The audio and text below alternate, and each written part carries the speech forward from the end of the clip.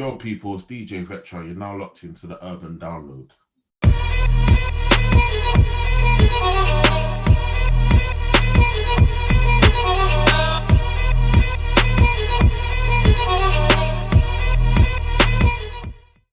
DJ Vectra, run it! Oh please, I couldn't care about the T's and C's. I'm J to the M to the E. I make Grime to the E. I make you bop your head to the beat. Jacket! What's going on, people? I'm joined by none other than DJ Vectra, Northwest Grime's DJ of all time, known as the biggest DJ in the early 2000s, even till the present date. He may disagree, some may agree. Welcome, brother. Thank you for having me, bro. Thank you, bro. Thank you for taking time out to speak to me. I know you're a busy guy, and but I felt that this was very, very, very important, as you being one of the key foundations of the music that we love. And I feel that all people need to acknowledge the people like yourself who have built and laid foundations for the grime scene, what it is today. And that's why I wanted to speak to you, bro. So Respect, bro. So yeah, as I always start this off, man, I just want to ask you, forget music, forget everything else, just what are you saying? Like, how are you? I'm all right, you know. I'm all right, bro.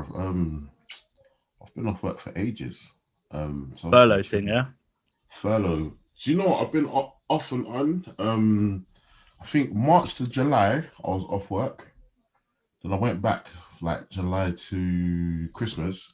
And then obviously that third lockdown kicked in.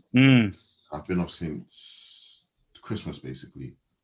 That is mad. I mean, boy, so then if you've been off since Christmas, what have you been up to? Like, what have you been doing just to keep you motivated, keep you going, bro? Because that's a bit of a mad time away from work. Like, learning new skills, like, you know, things that you don't really have time for that you want to learn, like learn how to use like Photoshop and certain, you know, little things like that. That you want to do something for yourself, but you can't do it. So I'm just learning things like that. You know, like looking at editing little short videos and just little things that I usually wouldn't have time to do. Just keeping myself busy doing stuff like that. I couldn't agree with you more. Like for me, these videos, like Premiere Pro, like I never even touched that kind of editing software in my life. I've just been YouTube videos trying to work out this here and there. But yeah, it's been amazing time for me to just sit back and just try and learn a new skill, man. So you still are one of the core foundations of the music that I love, which is grime. And I mentioned it before, and I'm going to say this openly, and I don't care, that I feel that people need to acknowledge, and I say this, what you've done for the scene. And I'm going to explain everything, and I want you to explain as well what you've done for the scene. Because when people realize what you've done for not just for the scene, but for artists, specific artists, they're going to be like, huh? Really? And I feel that needs to be spoken about. Right, it's in the past, but as I said, for how the grime scene is now, where it is, stuff like that needs to be acknowledged. So I want to talk about your early life of being a DJ. First question I'm going to ask: were you always DJ Vectra? No.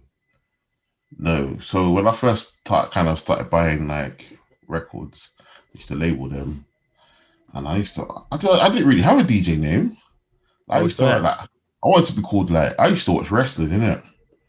And there was a wrestler, I don't know if you know that ECW. There was a wrestler called Kid Cash. I was like, that name's sick. But these times I'm like 14, 13, 14. Kid Cash. I'm gonna be called Kid Cash. I'm not gonna be a kid forever.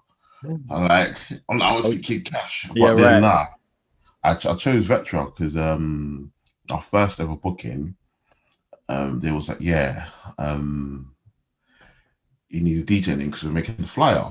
Where down? You didn't have one at the time? I didn't have one at the time. So kind of how I got, it's mad. I got started DJing through a thing called Bigga Fish. But I'll just kind of talk about that later. So they was like, you need a DJ name. So I'm going to the workshop like that evening. So I'm in my bathroom, sitting in the toilet. I'm like, I need a DJ name. I'm about to leave the house. I need a DJ name. I've looked around the room.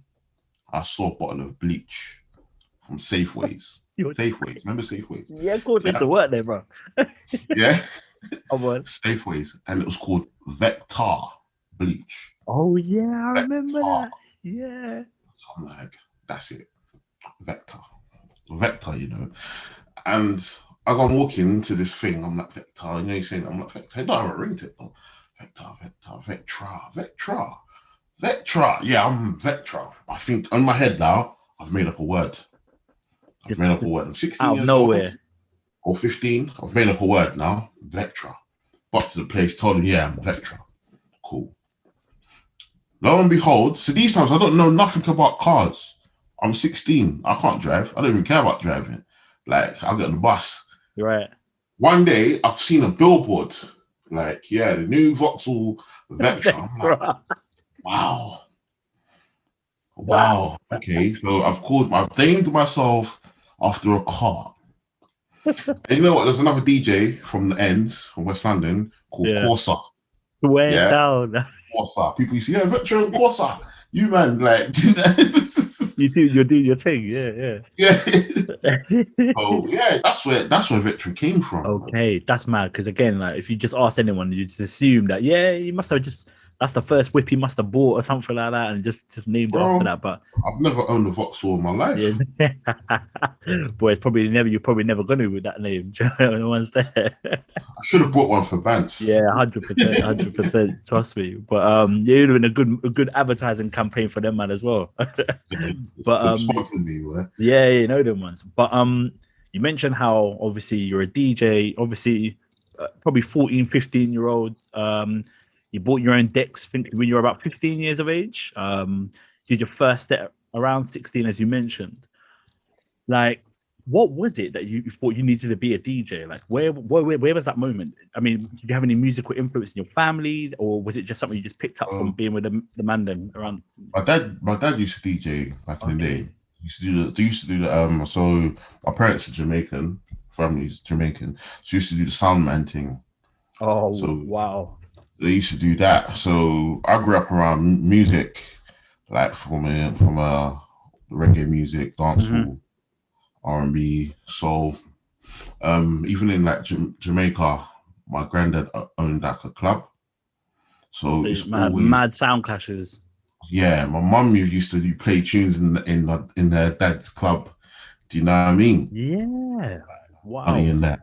So it's like kind of in your blood, in my blood. My older cousins and that used to DJ like drum and bass. Not on a big thing, but they had decks. Right. So my uncle had decks. Do you know what I mean? So everyone, and then for me personally, I always liked the music thing, whatever. But my mate bought a DJ Easer tape to youth club. My mate Kelvin, big up Kelvin, yeah. Because he bossed me, yeah. We got Kelvin every time. Yeah. Or DJ Easer tape to the youth club. And it was DJ Easer, Charlie Brown, I think Spots and Kai. Bro, this set was so sick. I said, yes, I need to do this. What he's doing, this is what I need to do. That's you right there. That was me. That day I went home, I said, Mom, I need 2 turntables for my birthday, please. That's all I want. I don't want nothing else. Just give me the 2 turntables. And then my birthday came around. She hooked me up. Yes. Yeah. And the rest is history, basically. Right. Okay. So obviously is that the first time you heard that UK garage? Then I'm assuming, because obviously it was garage at the time. I heard garage before, like, because I went to school with Spinny B.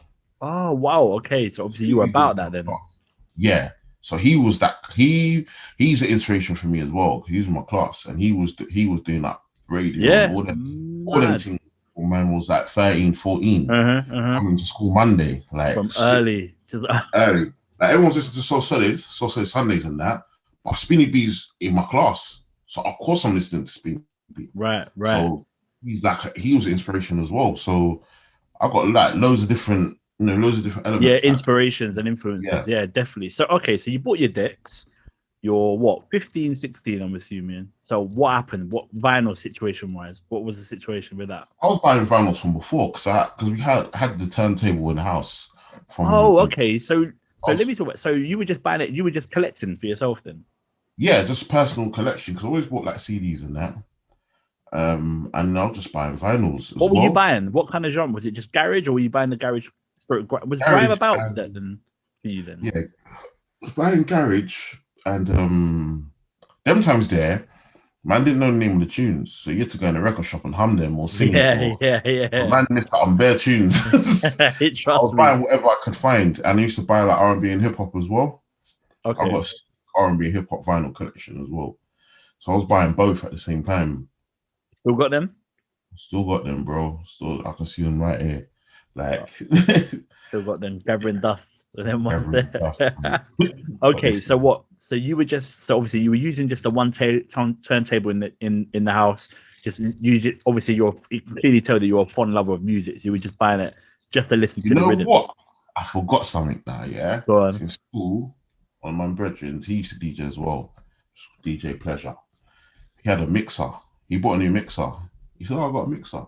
I said, "Yeah, let me buy that mix off you." I bought a mix off him for like £20. So my dad had one Techniques mixer, deck, and a random deck that came with the stack. So I used to from the hi-fi system. Yeah. So my dad wasn't about, I'll take everything into my room. But bro, these decks never had no pitch. Yeah, I was gonna say there's no picture of them things there. You just put the needle down and that's it. Needle on, fam. But I was trying a little ting, bro. Like, you know what I mean? Trying a little ting. But I was mad. I done my first mix. It was Oxide. I don't know clock now. It's Oxide Terminator. Yeah. And man, that was my first mix on them two random decks. But you know why it mixed? Because they're the same tempo. Same tempo. I didn't clock that at the time. Man's done a blend from earlier. I've done a blend. Yang. So yeah, that's why I was. So obviously, you can still DJ per se. Like, right. I'm still spinning the tunes and that on that little setup. But yeah, that's wild. That's history right there. Okay, so we're now to the point where you've got a collection of your vinyls. Yeah. When was the moment when you were like, cool, I need to, like, what was the transition from you to being bedroom DJ to the point where you're now out and about? People are thinking, well, what Vectra's about? Well, not Vectra at the time, but you were about as. Well, like I said, there was a under 18s in North West London called Bigga Fish. Yep. It was like the biggest rave, under 18s rave in London at the time. And they used to do workshops. So I went to a workshop, one of the local youth clubs. And like I said, they put me on there first. So if you on their first rave, if you've done like 8 weeks of the workshops, okay, you could do like an event. Right. So I done the first event when I've got the Vectra name, but I could mix already. So I'm like, yo, like, I want to work for you lot. Like, give me a job. Now I can teach other people how to mix. Okay, right. So I've got the job there at like 15, 16. So from 15, 16, let's deep it right now. You have got a job teaching other people how to mix at 15, 16 years of age. Do you not ever think like, and this is what I said in the tweet, which I'm going to mention later on, that you were ahead of time, bro. I'm gonna go to a bit later on, but you're teaching people to mix. And did you have a lot of people who were learning from you? Like people like Ironic. He learned to DJ through us. Where? Big up Ironic. Big up Afro B. Afro B came to the workshop. Actually, did he come to the workshop or was he part of the street team? But there's a couple names. I know Ironic's one of them, definitely learned to DJ through our thing, Bigga Fish. Your workshop. Other people as well. We used to go into schools. So we used to go to schools. Okay. Like their after school club thing and teach them the youth clubs. We've done like Feltham. So we just used to go into different youth organizations and schools and teach people how to mix. So from that, kind of got people then get to know you. And then because I worked for them, I was then DJing at the events. And they're doing big venues. Like was there a lot of people showing up? Bro, see that Kentish Town Forum? Yeah. They was doing that from like the night. They was doing that late 90s. I wasn't DJing then, but they was doing that then. I've DJed that. But they had that on lock then. Lock. and they was the So Solids, Page It Goes, all these. So I'm DJing alongside all these people. So I'm getting mad recognition in the end. I was sick because you're on that event. I'm on that event with like whoever, like Asher D's books. Right. I'm Yeah, DJing, you're literally brushing shoulders with the elite. Yeah, that's like because them are the superstars. Like, do you know what I mean? At that time, a man's on the same lineup as them, innit? So yeah, so the ends that you got the recognition through that. So big up Bigga Fish then, because they're the people who kind of give you that platform to help boost. And I met a couple people who ended up being in SLK through that same Bigga Fish workshop that I went to. Shiesty Shadow, mad because when we was kids, he was my neighbor when we was like 3 years old. Then he moved, never saw him, linked up with him again at 16. No way. He worked there as well. Policy actually came to DJ Policy. He came to big up Policy. That's how I met him through that workshop as well. With the workshop as well. So that workshop was a hub. Yesterday, it was that's mad. That workshop must have been a big hub for artists to meet up, link up, and then like interact with one another and build connections. And like I said, it got you known in the ends, not even just in the ends, bro. It's like people around London are start thinking, wow, like Vectra, like he's on these mad lineups. Like, who's Vectra? So okay, you've done the Bigga Fish now. Obviously, your name's popping in the ends, as we said. What was the next stage? Obviously, you mentioned SLK. I don't want to talk about SLK just yet, but what was the bit where people started to, where you started to do radio and things is that what was the next stage, or was there anything in between that? So I was doing like the under 18 stuff. So it was like Black Tie Ball. That was in like Bagley's, which was in King's Cross. That was a massive venue. So I'm doing that. Couple other under 18. So that's what kind of done my thing. I never really done the radio. Done like the odd show. I never actually had a radio show. Okay, so it was more of the raves, to be honest. The raves, because there was a lot of under 18. That's mad, because when you look at other DJs today, it's the complete opposite. It will be radio first as your platform, and then once you've built your status, then the raves come after. But you switched it up differently. For them days, it was impossible to get on radio.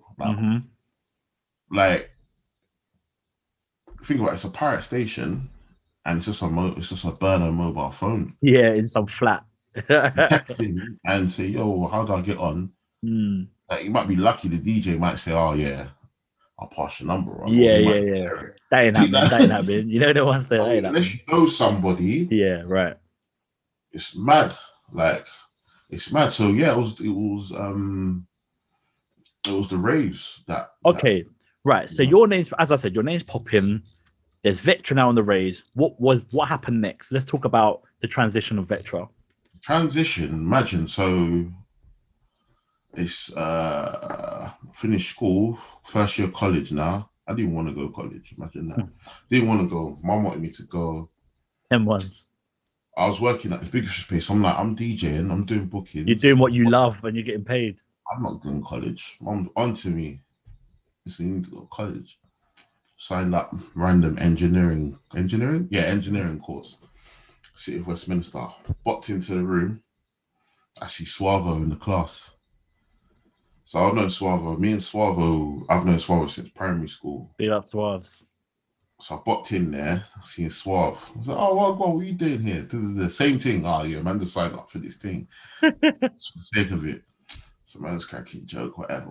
But one weekend, he's like, yo, what are you doing today? No, nothing. It's Friday. I'm like, oh, do you want to come radio? So yeah, cool, let's go radio. Raw mission. Raw mission, yeah? Raw mission. I'm saying, yeah, sick. I used to listen to that enough. So we've got Raw mission. Just me and Suavo doing our thing. So I think we've done it a few weeks and it kind of became our radio show, like on a Friday. So you actually had a set. So you brought your vinyls and all that stuff there. Yeah. Okay. Bro, if you ever saw where Raw Mission was, mad. Never been there. I was never there, bro. What was it? What ends was that? Was that Northwest? It was Northwest. So at this time, it was in Cricklewood. Okay. There's like in Cricklewood, there's like I'm not sure if it's still there, but it's a post office depot. But man had to like go through this mad car park and then go through this fence and then behind the Royal Mail depot where the trains are, and then there's like a hut. This is the Mad. That's what it was. You know So what? we've gone- No, I was gonna say the people that today can't relate. They'll never be able to experience them kind of things there, bro. But I loved it. Yeah, but some of them radio setups, bro. Yeah. That's maybe we'll talk about that later. yeah, So 100%. yeah, we've done. So we do. That's our show now. So I'm gassed. I'm gassed now. I'm on radio. I'm doing the raves. I'm a raw mission, like the biggest station in the Northwest. It can't get any better. Nah. One day, Flatter D, Adam B have come to their SLK do their show after us. They've come through and said, "Yo, our DJ's not here this week. You want to DJ for us?" And you and Suave stay. So, all right, cool. Because it's Friday, man's 16. I ain't got nothing else to do. Done the set, rah. And they was like, "Yeah, you need to join SLK." So was Right. SLK just Flirty D and Adam B? So SLK was Flatter D, Adam B, Pleasure, DJ Tiny T, Ultra was in it at one point. So that was mainly SLK at that time. So Okay, so you joined them. They basically saw you your thing pop and was like, you know what, we want you to be a part of us. yeah, so that's what they said to me as Suave. So all right, but it's like one condition. If we join, Shicey Shadow has to join, and Beanie Black has to join. Oh, yes. Because we was that's man trying to cut through like that. I was like, you know what? They're like, cool. So that's how we joined SLK. Wow. Okay. So that is essentially how SLK was formed. For those who don't know, SLK stands for either Solo Key or Street Life Kings. For people who didn't know that, so obviously SLK were known as the biggest grime crew of the UK and North London, representing North every single time. What was that like for you? Talk about the SLK transition. That obviously you've joined Flatter D now, Adam, but you're doing your Raw mission set. Everyone's going crazy, going nuts. Like, what happened after that? Flatter D was always like the biggest MC in Northwest and North London, kind of that Northwest North London crossover. So it was, and I kind of knew Flatter D through Bigga Fish used to do couple sets and that.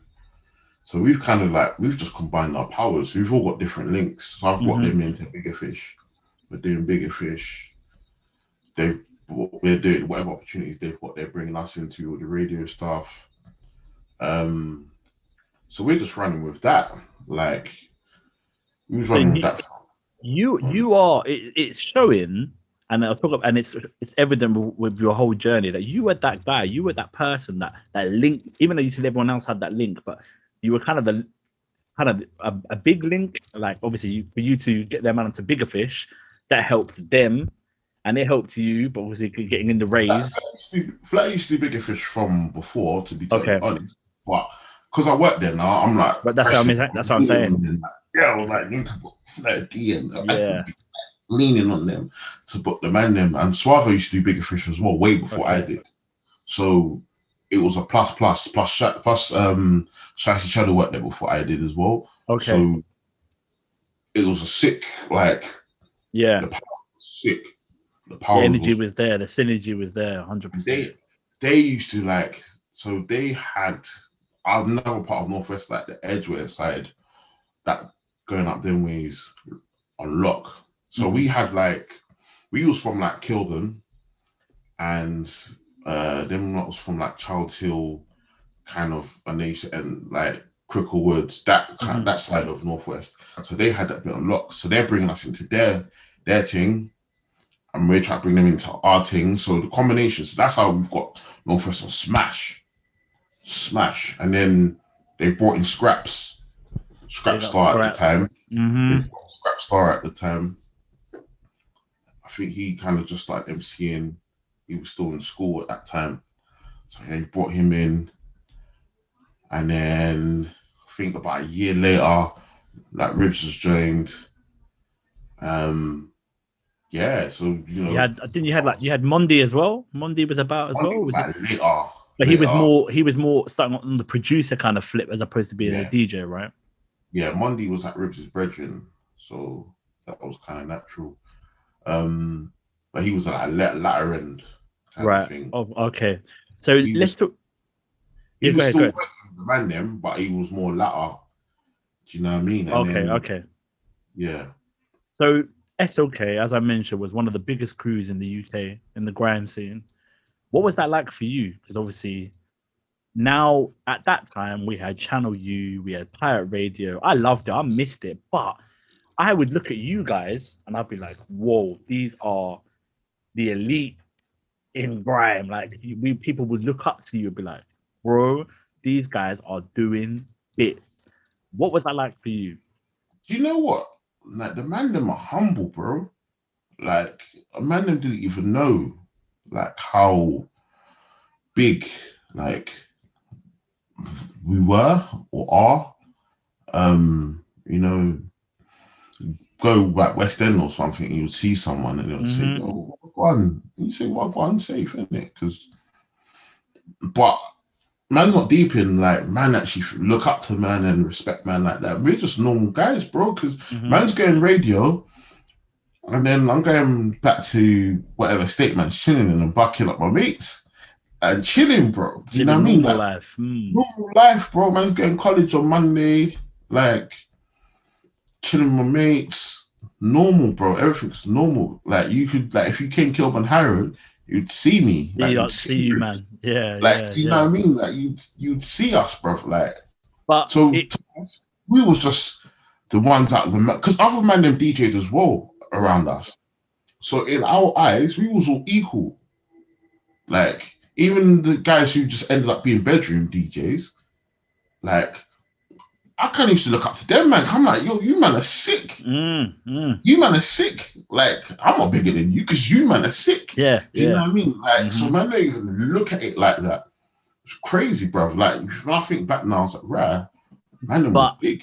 it come to the point where SLK were, like I said, all over our TVs, on the radio, you know, and there was a comment where SLK, there was one side of the SLK which were the polished TV magazine commercial SLK. And then there was the other SLK, which was more of the underground pirate radio. So there was two, it's like a double-edged sword. Yeah, there was two different sides of the coin. I want to kind of just understand the dynamics of that kind of SLK, the high life and then the normal life of, as you said, the pirate radio, just you're bucking the man them and just saying, well, go on. What was that like? Um, do you know what? Like, like, I think the polish side came from the hype pipe thing. I remember the man them and the girl them, of Bigga Envy, shot that video Mm. in Iron Upper.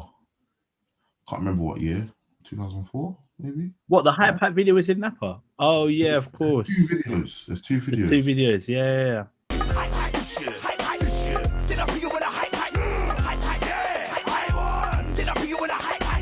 So they just it was just a song. Like, do you know what them like? So Flat D got the link to Sticky, Yep. We got produced them. Sticky through the special delivery thing, I think. Mhm. And then they made Hype Pipe. And that in my head, Sticky like Golly Gosh, Pac-Man, all them tunes, Mhm. Things to Do for Love, More um, weed. Yeah, Weed, 100%. all that. I'm like, wow, the man never made a tune with Sticky. Like, I'm gassed. Like I'm saying to you, like, man doesn't think man's big.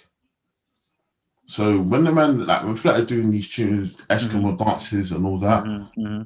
it's amazing, bro. Because we're just guys from Northwest, bro.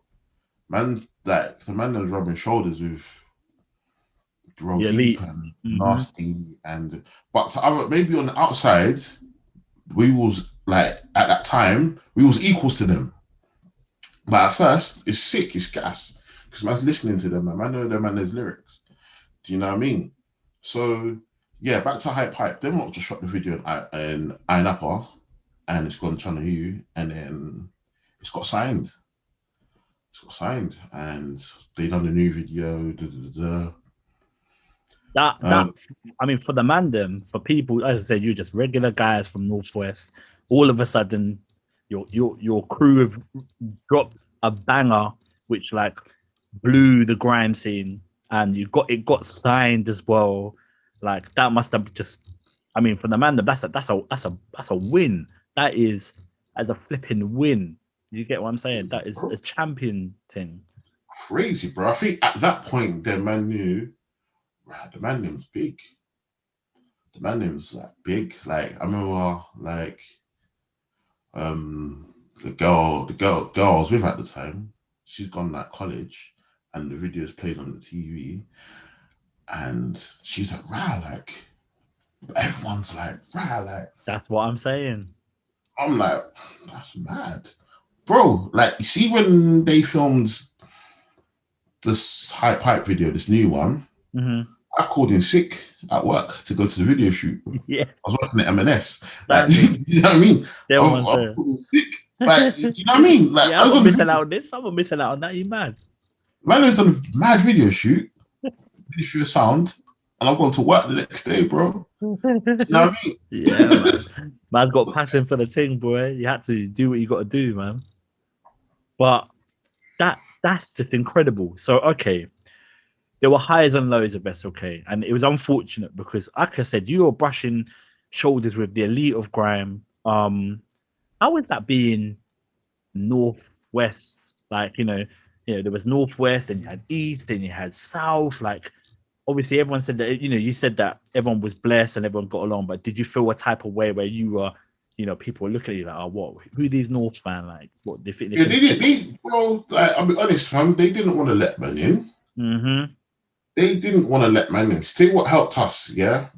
Raw Mission moved to East London. We were still on Raw Mission. Okay, right. Raw Blaze or Raw UK. And obviously it's now moved to East, it's in Bow. So yeah, the East MCs and DJs are coming on there. So that's how man's got to build that and build them relationships there. Mm-hmm. Yeah, like the first people from East to really like like fuck with us was like Mucky Wolfpack, Pac-Man, Skada, So Large, All in One. Mm-hmm. But like they were the first crew from East to really like. We done like a few back-to-backs with them. And acknowledge you, man, and say, all right, you man are blessed. Mm-hmm. Man was blessed. Couple man knew Wiley. Like Flirt knew people. Of course, he done the special delivery thing. He used to do the Eskimo dance circuit. So, but the rest of us didn't really do that circuit. Do you know what I mean? Okay. So Flirt was the guy. Yeah, Flirt was gone. But the rest of us. Not really. We were just. So you mentioned again going back to SLK, and again it's unfortunate highs and lows. What was the reason for like SLK to just go?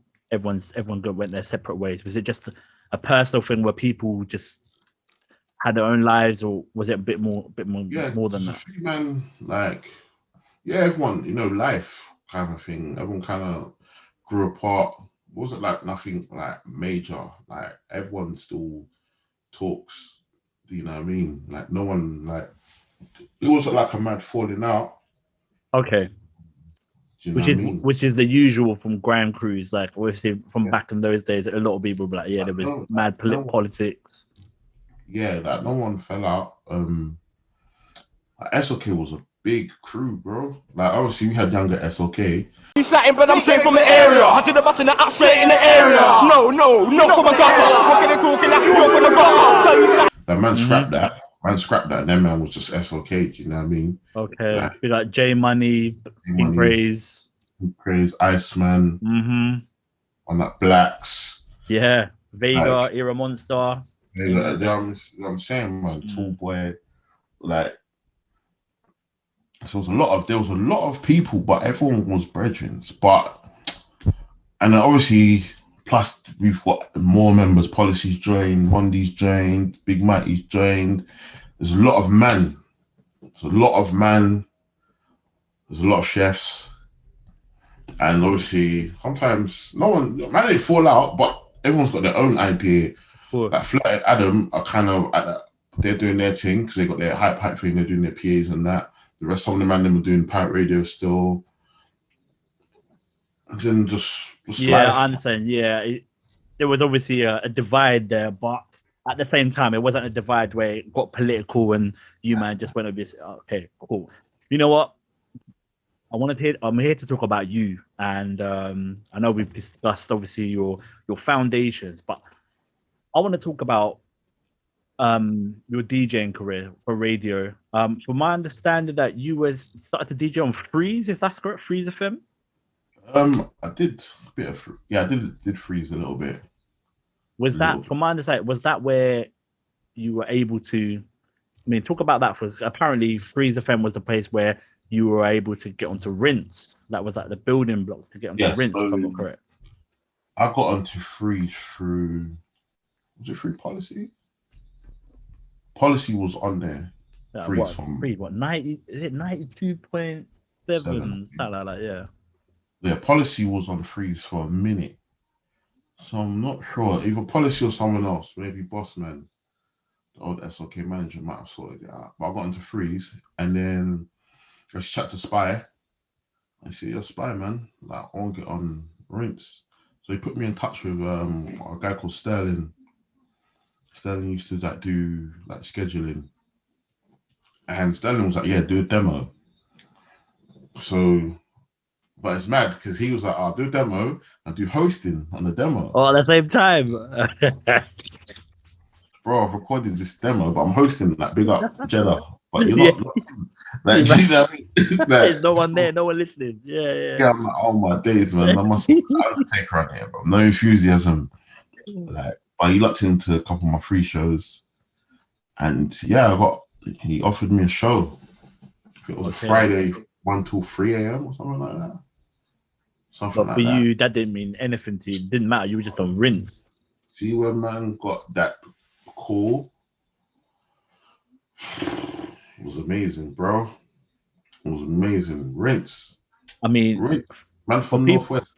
For people that don't know, Rinse was the biggest of the biggest at that time for grime as well. If you got on Rinse in the 2000s, the mid 2000s, late 2000s, boy, you were gonna pop. Like you basically, that was a lifetime achievement, bro. I thought I unlocked everything, bro. I had all the Infinity Stones, fam. Like, like, yeah, Spyro bust me still. Right? Big up Spyro. Yeah, like, Spyro every time. Gave me that through ball. Yeah, okay. Rinse. That was that Vectra time. Right, because I used to lock into that. We like constantly. Was it every third week or something like that? Or did you have it a week? You had a week. I can't remember how it started. It was a weekly. I think it was, but it was a mad graveyard thing. Yeah. At the time, people were still locking in. Like, I know it was a 1 till. It's either I've still got the pass card somewhere, but it's either a Thursday 1 till 3 or Friday 1 till. But I think it was Thursday. It was a mad graveyard thing. So, what was the format of your show? Like, obviously, I know, but for people who listen, were you just mixing vocals and mixing everything without MCs, with MCs? 2-hour tear up, fam. Like vocal, instrumental, vocal, instrumental, anything, bro. If I think this is gonna blend, like if I think this is a sick mix, I'm mixing it. And you know what? When I got on Rinse, yeah, I still had my first ever decks, which was some mad belt drives. Some mad belt drives, bro. Struggles, blood, struggles. Struggles, bro. No directing here. Get them acting now. But them times now, it's transitioning over to CDs. Yeah. Well, I can't really mix on CDs, you know? Bro. Like, I'm learning to mix live on Rinse FM with these CDs. I'm still in that dub plate. And you know what? Just for people listening, yeah, these weren't normal what you see in the thing now with the Pioneer CDs. These were the flipping Newmark Denon that box things. Box things, bro. Like 2 separate machines. Yeah. But they had the Pioneer version. They had the Pioneer, but it was still hard, bro. Bro, I remember I watched you mixed on one of them at Manic, and I was thinking, what is my man doing? How the hell is he mixing on them? Because me, I'm just vinyl, and then I'm seeing you using the new marks or whatever they were, and you were using the pitch. I was thinking, how's my man mixing like that? It was mad. You can't see what you're doing or anything like that. We just put the CD in and things they were mad. Bro. Them things they were mad. Boy. So I've learnt. Listen, I've just about got to grips, with those random CDJs. Not even CDJs. No, even CDJs, bro. Just CD decks. CD player. CD player. And then one time Sparrow said, let's go back to back. I said, yeah, safe. But I'm confident on them now. Okay. I'm confident. I've gone there. They've got Pioneer 600s. Okay. 900s, the silver ones. Right, yeah. I remember. I said to Spy, I never used these. I've never used these before. I'm not going back to back with you, Spyro, on air. I'm dying. Spyro, like type mixer, like nah, bro. He's like, yeah, cut through, man. I said it was so struggle, you know. Yeah, I'll bet. Struggle. So I listened back to it. It's not bad, isn't it? But at the time, yeah, bro. Yeah, I'll bet, boy, buckets. I'm not gonna lie, but bare stress. Bro. Boy, people don't know about the struggles, and I can tell you that. Struggles, bro. But I'm sweating because I'm on Rinse FM, bro. Like, see, I'm on these other stations like Manic. No disrespect. Yeah, no, of course. But it's like, if I mess up, it's all right. All right. You mess up, I'm like, right, them man will kick me off. Yeah. Spyro, Boss Man, like all these sick DJs. Like, if I'm doing rubbish on here, they're gonna get rid of me, bro. Of course. Like, this is the pinnacle, fam. Of course. Don't even matter if you're doing a 1, 2, 3, they'll chuck you off. Yeah. But yeah, I survived. Okay. So you really, really cemented yourself on Rinse, and it was mad because for me, this was the turning point where the grime scene and people coming up in the grime scene, big up Spyro, big up all the other DJs, but people were coming to you. People were coming to you to get their music played. People were coming to you to get their mixtapes mixed. You know them. Remember them mixtape CDs? People just did a whole mixtape, but just as a mix CD. And you were that guy. Like, you put it in Google, everyone was just like, yeah, Screwfizz's mixtape mixed by Vectra. Like, you name it. Like, you cemented yourself on Rinse FM as being that pinnacle DJ. You had a sick format of how you presented your shows. Like, talk us through that. Like, what was that? Like, obviously, did you always stick to 1 till 3, or did you move? I think I got 11 till 1. I've got 1 point on Friday. Okay. Spooky used to host for me for a bit as well. We got Spooky. I just used to do you know what? I'll be honest, there wasn't like an actual format in my head. It was just a tear out set, but it worked. It worked. It was like radio raving almost. Mm-hmm. How I would play in a rave. Just want to play on radio. I'm not gonna do this, run bare vocals. Yeah. Do the vocal thing for an hour, then a 1 hour of the spitting or whatever it is. You just literally just went. My last half of Rinse, I found myself just doing that, but it's like. But that's just grime anyway. Yeah, 100%. But were you presenting more on your shows? Were you doing more introduction of each rhythm, or were you just literally, just as you said, just doing a tear up and just? Doing a tear up. I'm picking every song up. Do you know what I mean? Of course. Plus, them times it was like MSN. So shots are coming through, phone line texts. It's the whole thing. Like everything, the computer screen's buzzing. I'm looking at computer screen, text in front of me, it's buzzing. I'm getting more hype. Hype you get, more on the mic you get. Do you know what I mean? Like, it used to feed. You used to almost be like you're in a rave, and it was proper loud in there. Where it wasn't time, it was loud, bro. Right. Yeah. No condenser mic thing. It was a proper mic. Yeah. Like, music's blaring. Blaring. Like, tear up the music. Like, it's sick. Do you know what I mean, bro? Vibes. I mentioned again about, people, you doing mixtapes and whatever, but what's important is to understand and people to acknowledge that you were the go-to guy to get their music heard. Again, granted, there were other people, big up all the other DJs and whatnot, but for me, I knew that people were sending you music left, right, and center, bro. one in particular, like AJ Tracy. There's one article which I read. He must have sent you one of his rhythms. I think it's Swerve and Skid. And the first thing he said was, I needed to get this tune heard. And the first person came to his head was DJ Vectra. I don't know if you remember that or you know that, but Yeah. And he sent you the rhythm and it popped. And something he said was that once you played his tune, his phone was belling. Like people were going nuts. And that is a testament to you because look at AJ Tracy now. This is what I mean. Like you are the core foundations of where people are today because of your enthusiasm and your work rate and your willingness to give people that platform. And now people are popping because of what you did for the scene. What was that like? People were shouting you and hollering at you, say, yo, can I get my music heard? Like, were you that guy like, yeah, I'll listen to it and whatever? Were you like, yeah, bro, like I'll play your things no matter what? So for me, it's easy because it was easy for me to play established artists. It's easy. Everyone's playing their tunes. Let me play Jeffrey from Manchester's tune. Let me play that because number one, no one ain't heard it. Of course. Especially because if you think about, for example, when we should do Rinse on a Sunday, it was Spyro's before me, and I think someone else, Grime, was before Spyro. Mm-hmm. So I've got to find other tunes that them haven't played. Of course. Like, the sketches and all that. The instrumental was a bit different, but the vocals.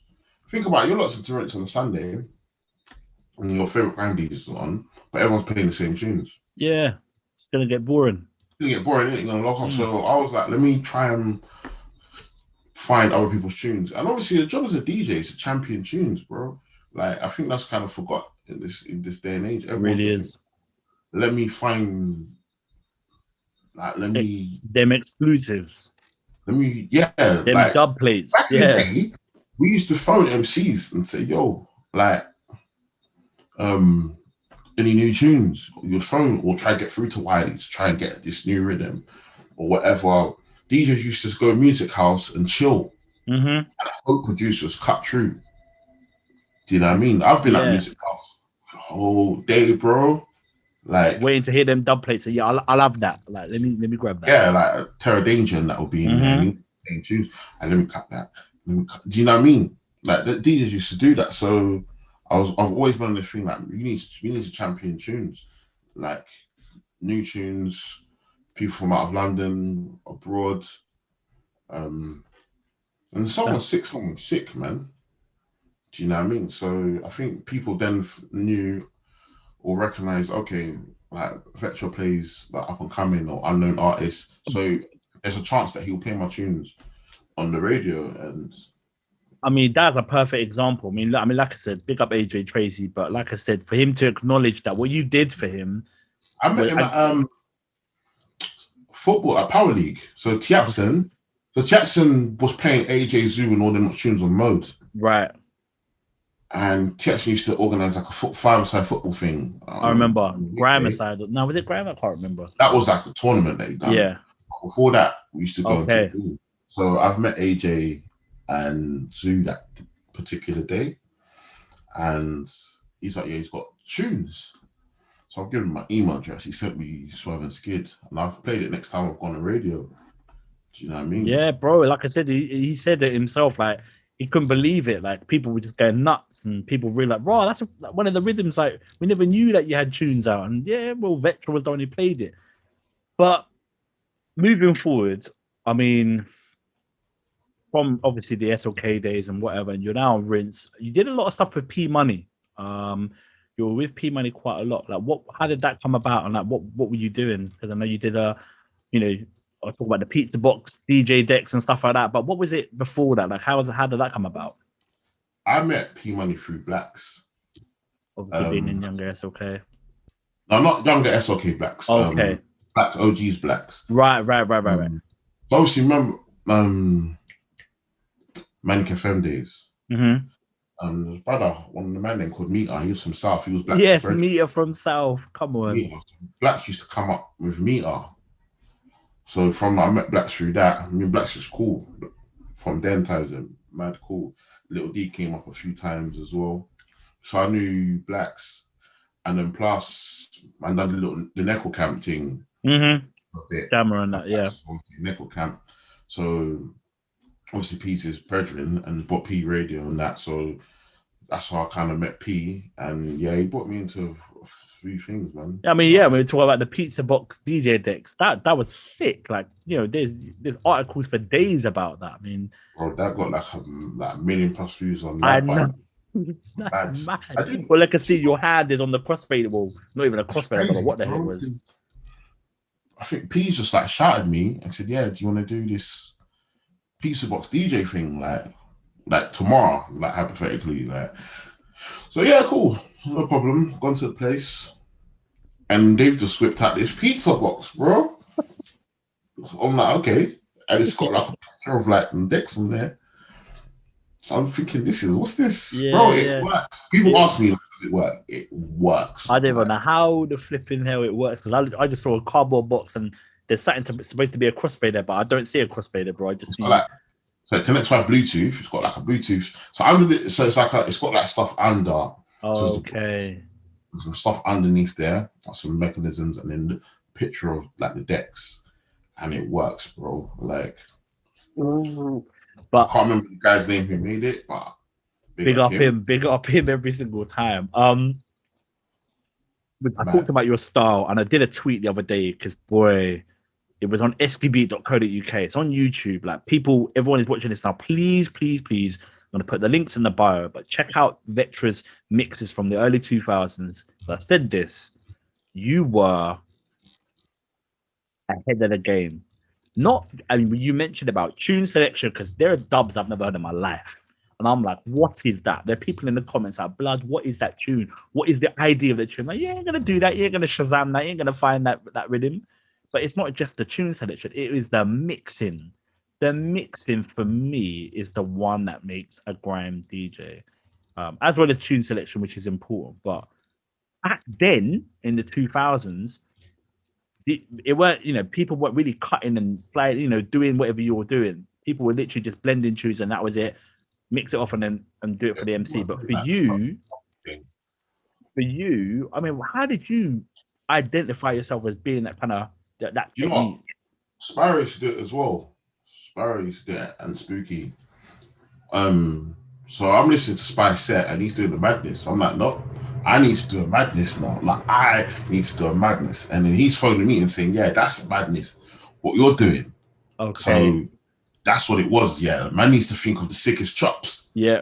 And then because Grime then was more skippy. Exactly. Way more skippy. Like now it's like halftime kind of. Yeah. It was more skippy. I'm like, yeah, you could do some mad. You can do some mad chops in this. Yeah, 100. I'm nodding my head now, thinking of the chop. You know what I mean? Like, you could do some mad chops and bootlegs and that back then as well. Was skippy. Like, anyone can mix. I'm been teaching people how to mix. I can mix, bro. I can lock a mix. Like, this is what we should do, bro. Like, lock a mix on the techniques and walk away from the decks. We've locked the mix. I'm walking away from the decks. Mix from beginning to the end. It's mix. Man can do that. So,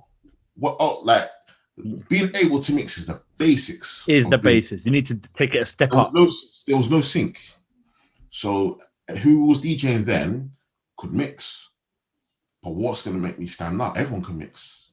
Do you know what I mean? Don't matter what genre, because you could bring on the house DJs and give them exactly 2 tunes, and he can mix them in 2 tunes. Of course. And we can mix them tunes. Do you know what I'm saying? That's the basics, yeah. What can I do that stands out, that makes me stand out from others? Do you know what I mean? And it was a chopping thing.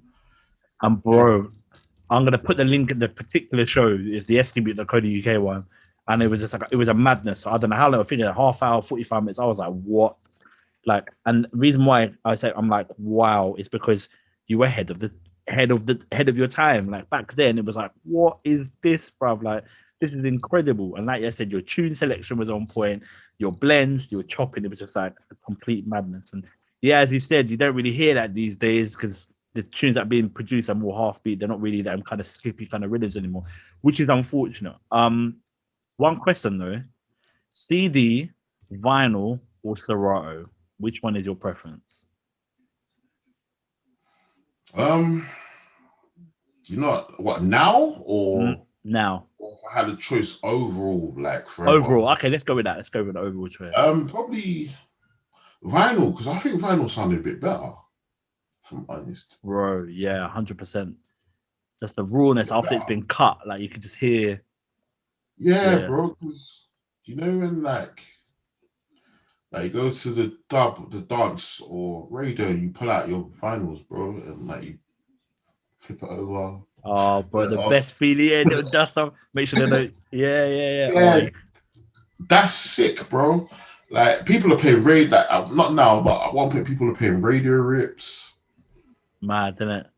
Yeah, low quality tunes. Like you go to a rave, you can tell when a man's playing a 128, 128 or 192, them kind of things. Yeah, tell, bro. Like I can hear it. The ravers can't hear it, but I can hear it, bro. Do you know what I mean? but from a vinyl thing, you can't get better than that. The cleanest sound. That plates, crackling. 100%. The reload sounded better as well. Oh my god, on a vinyl. Oh my days. There's on one of Wiley's mixtapes, there's a little clip he put on there of Jedah and Flirt D spitting. And it's over one of the J Sweet tunes. Yeah. Was it Curb? I think it is. Reload. Yeah. Carnage wheels it, yeah. The reload sounds so sick. So man reloads it and the needle skips across the vinyl bit. Yes. You can't beat that. People can't relate these days. I swear down. Bro, oh my days. Pull up, bro. I've been nuts, man. Pull up, broke the needle. Like, you know what I mean, bro? Bro, I mean, this leads on to my next question. The grime scene has evolved. Yeah. You're still within the grime scene. You're still there. How do you feel the grime scene is now compared to when us man were doing our thing in the 2000s, early 2000s? Like, obviously it's changed, isn't it? Nothing stays the same. No, nothing stays the same. Like I said, like the rhythms are like halftime. So I'm talking about the scene. One thing in particular, and I mentioned this, is I don't see a lot of crews anymore. And for me, grime was built on crews. And I remember back in the day when SLK would go here, or Musical Mob would go there, and there'd be that kind of energy. And that was for me, that was grime, Crew thing was sick back in the day. Bare crews, and there was a flavor for everybody. If you didn't like Flirt D, you liked Adam B. If you didn't like Adam B, you liked Suave. Do you know what I mean? Like there was different flavors for everyone. Plus, everyone had like 2-3 DJs. It was just the vibe. You'd go to a station and you see a next crew roll up, and you're thinking, okay. All right. That might be a little crew clash. Yeah, but that's what it was all about, bro. That's what I miss. Yeah, bro, man. Back to back nasty. That's what I'm saying. I mean, yeah. I mean, that stuff like that. Aftershock rolling up and battling nasty and them kind of things. That's what I miss, and I don't see that now. And I don't know if you feel that. I wish that came back. Sick, bro. Because like back in the day, it was sick, fam. Because we done a set of New Man Flex back in the day. Like. Man's got Boy Sass, Tiny Temper on our set with Flirt D. Man. Shines the Shadow. Oh, you can't even imagine. Oh my God. That's sick. That is sick, bro. That's not happening now. Never. Like, it's not happening now. Like, the only crew, what? YGG. That's it. I mean, I can't really think. I mean, there are probably others, but nothing like how it used to be. And that's why I feel that that's what it's missing. I understand that things move in the times, but grime is grime. For me, that is grime. That is like the rawness of grime. Bump this in your car. Yeah. Bro, I want to see more of this. And obviously, for whatever reason, that was a sick mix that I remember seeing it. I was thinking, yeah, man, like play that bass literally in your car. That was literally it. Like you were just doing vocals and whatever, just running rhythms. Like, where did that come about? Kind of stopped that? Because the tunes ran out, bro. I was down. Yeah, bro. Like there was at that time, there was a good chunk of tunes. And I've done the last one. My brethren hosted the last one, Missing Link. He's hosted it. But after that now, I'm like, there's no tunes. Okay. I just thought like Nah, do you know every so often there's a dip in tunes? Of course, and it just deads out. I'm like, there's no tunes, bro. No one's got no mixtapes. No one's released no singles. That's I'm mad. like, I'll be honest, bro. Some of the tunes I played in the last one, I didn't even really like them like that. But I just needed to do another. Just needed I just just to felt, fill up the time. Yeah, you know what I I'm done saying? the tunes. I would have played them, bro. If I'm honest. But like, there was no tunes. There That's was no mad. tunes. But you know what? You're right. I need to do another one. Yeah, you do, brother. Because sometimes it's not about the Spotify thing. Someone jump on the SoundCloud thing, little mix when you're driving. Yeah, You that's know what what it's I'm for. saying? Slap this in your car. Literally, and it's as if you were putting up a rave in these mixes, bro. And I want people to. I'm gonna put the link in the bio as well because you need to deep the mixes. Because boy, you went Yeah, in. that's what I always try to do. Like, I would just want people to be hype. And like I said with the last one, so I didn't really like some tunes. They're not really tunes that I really Yeah, like. right. I Really know the one got. you're about. Mm-hmm. Like, do you know what I mean? Like, I want like, man's driving, man's on the motorway, man's You know putting there foot was. down. Yeah, bro. Wake you up, them kind of ones. Yeah, Yeah, man. Well, I'm looking forward to some more of that very, very soon. I'm gonna lastly end it off with what you're doing at the moment. I feel that this is incredible. And I feel that you mentioned at the beginning of the interview, this is something that you want to talk about and it's something you can relate to. And this is what you do in your everyday personal life, and that is as a youth worker. Tell us a little bit more about that. Why is that important to you? Do you know that was my come up through youth club. Like, if I didn't, obviously, like I said, I was DJing in my bedroom, but if I wasn't going youth club on a regular, first of all, I would have bucked my mate, my brethren Kelvin. I wouldn't have heard that AZ tape, and then two, I wouldn't have got to do the Bigga Fish workshop, and then got the opportunity to work for them and DJ their events. And so, I'm saying with like someone that arrested them, and then like my best friend, like, just like I met at 16. I met him in youth club, DJing. Do you know what I mean? I didn't know him, bro. I just turned up. The man just said, "Yeah, youth club. This next youth club, like near my yard. Let's go there this week." And this guy there was DJing. He was sick. He was sick as well. We got Devilish. That's his name. Sick DJ. He just never kept it. I wish he did. Yeah. Sick. So, yeah, bro, I met him at youth club. I met some of my best friends, my lifelong friends at youth club. So I believe that is, I want to give back. That was my thing. Like, I think it's key, bro. It's key. There's a lot of like, kids are bored, bro. Like, kids are gonna be kids. Man are gonna do their mad thing, bro. I'm not gonna. Man wasn't an angel. I'm not gonna say I was an angel, bro. Of course, we've all been there. I done the madness. We've done our fair share. I done the madness, bro. But you know, it is like there's some not my place of work, but there's youth workers that cannot relate to these young people, bro. Of course, they've not been there. Do you know what I mean? Like, even like people above me at my place, they're like, "Oh my god, like this happened." I'm like, "Yeah, that's normal. That's normal. To get me. That's like normal. every day. Walk down Kilburn High Road, you see that. That's happened to me. Oh yeah, he pulled out a knife. Yeah, man's pulled out a knife from me. Like, do you know what I mean? Like, man's had a knife to my throat. Like, do you know what I mean? Like, it's happened. Like, man tried to bore me up. Like, so I can chat to this kid. Yeah, man tried to bore me up.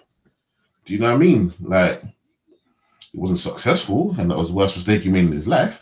But but he tried the thing. Yeah. But I can relate to my man, innit? I'm not gonna say, I'm not gonna be like, oh, you know, you should call the police, and I'm gonna chat to my man on a level and say, yo, like, if you're in, or you're in, or you're in. Do you know what I mean? Like, and I can show man, you know, we got a studio.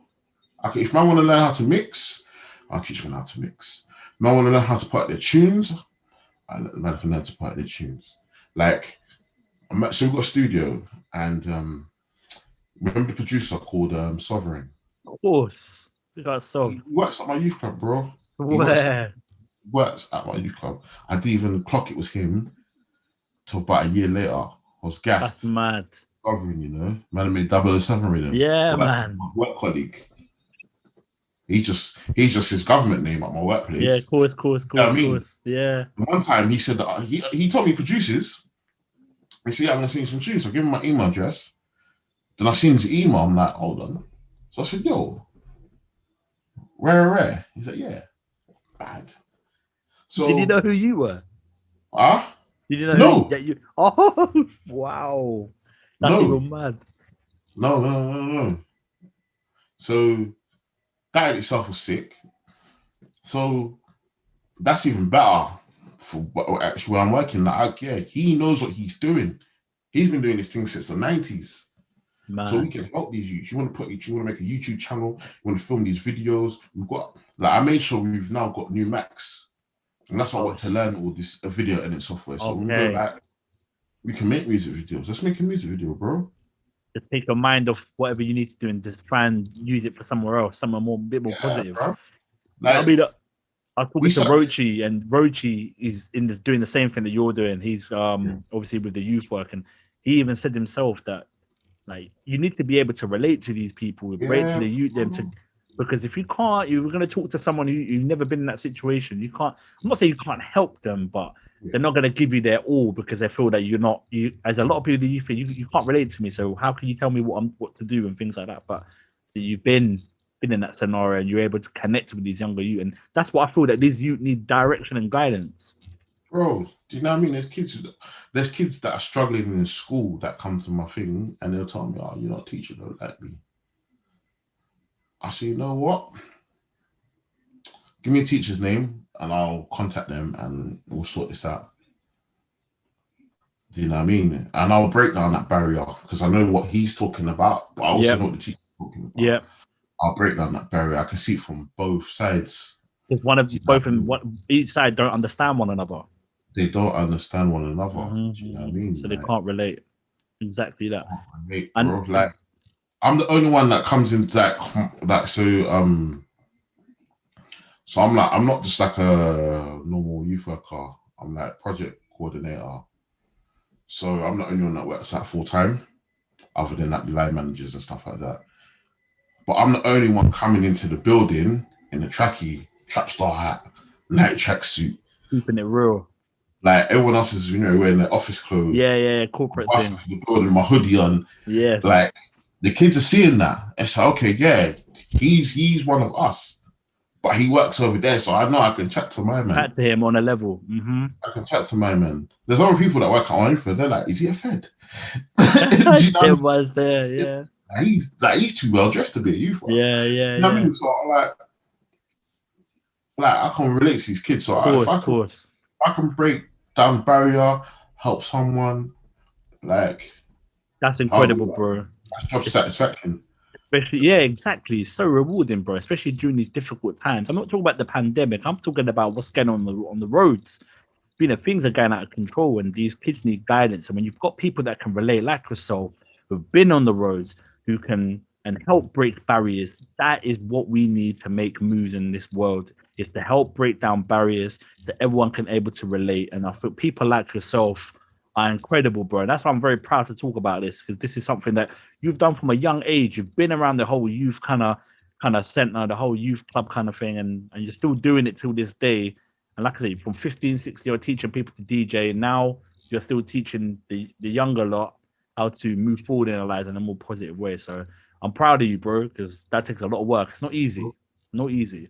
One thing I want to mention is that you're still in Grime. You're still popping. I still don't care what people say, that DJ Vectra is DJ Vectra, biggest Grime DJ that I can ever know.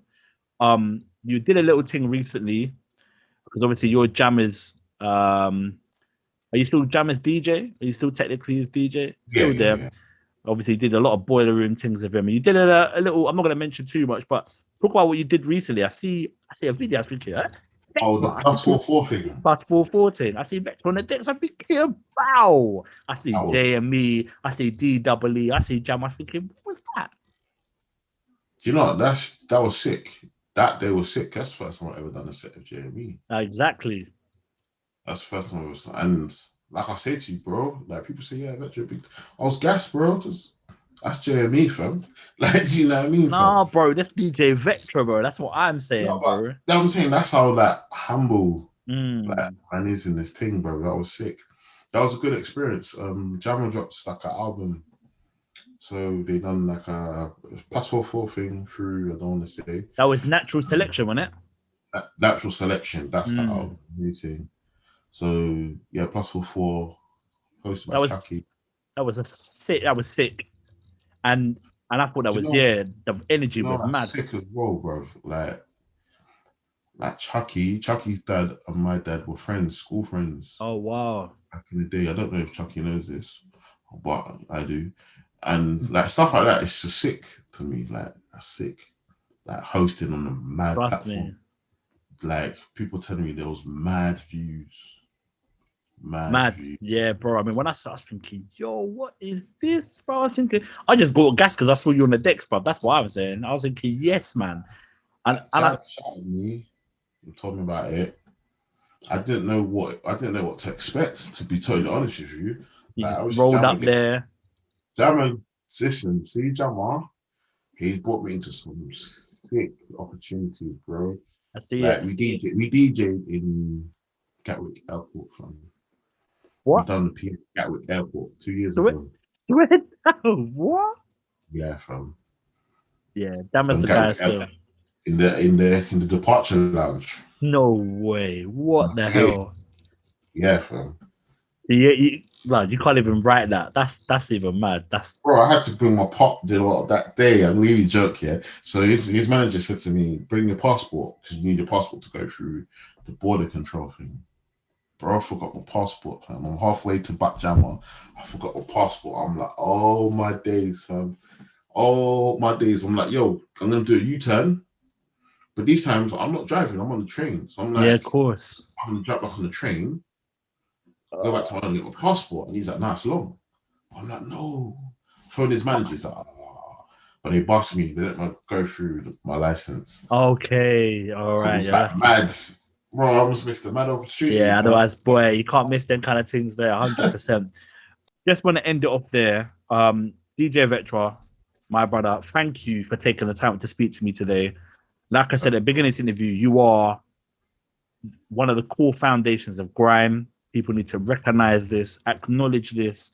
And I felt that this was the time for me to speak to you. And this is why I wanted to speak to you, because I am one of them people that looked up to you as being an up-and-coming DJ, for your mixes, for your dub plate selection, just for everything, what you did for us in the grime scene. I want to say thank you, because it needs a bit of knowledge, brother.